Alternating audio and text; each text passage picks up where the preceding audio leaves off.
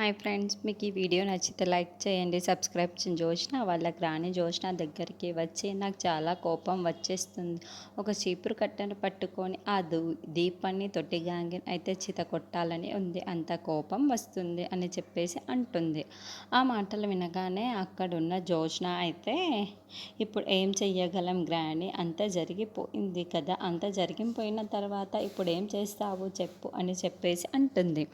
అయినా బావ ఇంటికి వచ్చాడు, తాతయ్యతో మాట్లాడాడు, తాతయ్య ఒప్పుకోలేదు, మళ్ళీ సైలెంట్గా వెళ్ళిపోయాడు. ఎందుకు వచ్చాడో అర్థం కాలేదు, ఎందుకు వెళ్ళాడో కూడా నాకు అర్థం కాలేవటం లేదు. నీకు ఒక డౌట్ అడుగుతాను, చెప్తావా గ్రాని అని చెప్పేసి అడుగుతూ ఉంటుంది. ఆ మాటలు వినగానే అక్కడున్న గ్రాని అయితే సరే ఏంటో అడుగు అని చెప్పేసి అంటూ ఉంటుంది.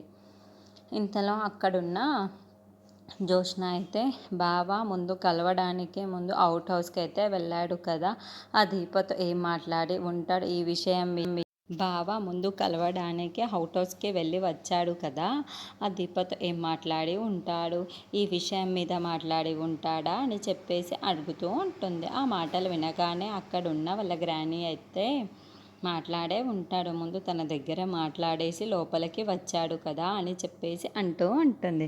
ఇంతలో అక్కడున్న జోష్న అయితే నాకు ఇంకో డౌట్ వచ్చింది, అసలు నేను బావ మనసులో ఉన్నానా, నా మీద బావకి అసలు ప్రేమ ఉందా, నేను పెళ్లి చేసుకునే ఉద్దేశమైనా ఉందా ఇంతకీ బావకి అని చెప్పేసి అడుగుతూ ఉంటుంది. ఆ మాటలు వినగానే అక్కడున్న వాళ్ళ గ్రాని అయితే ఒక్కసారిగా షాక్ అయిపోయి అలాంటి విషయాలు ఏమీ నన్ను అడగకు అని చెప్పేసి అంటూ ఉంటుంది. ఆ మాటలు వినగానే అక్కడున్న జోష్న అయితే చాలా కోపంగా వాళ్ళ గ్రానీని చూస్తూ ఉండిపోతుంది.